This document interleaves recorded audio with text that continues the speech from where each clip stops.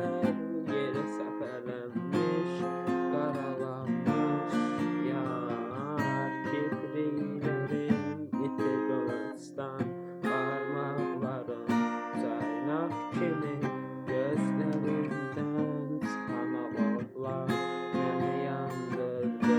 Yarpaq kimi payıza döndərib, günəş kimi söndürüb. Sən dənizi ismisən, beyimdə uçmuşam, mən dalınca qaçmışam. Mən hər şeydən keçmişəm, gələcəyi keçmişim.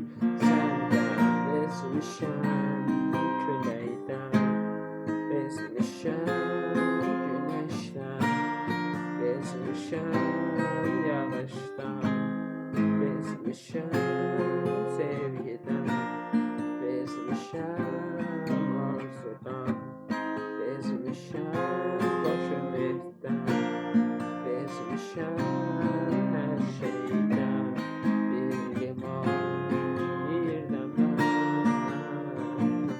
Yenə qaldım tək, dostlarımdan aralanmış.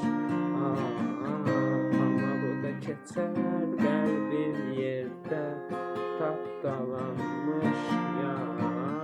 Qədəhlərin qara zülmətdən mən cənnətdə dustaq kimi parçalandım bir neçə yerə.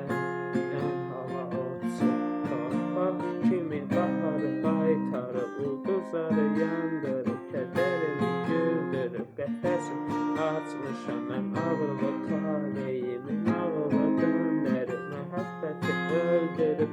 Səndən bezmişəm, küləkdən bezmişəm, günəşdən bezmişəm,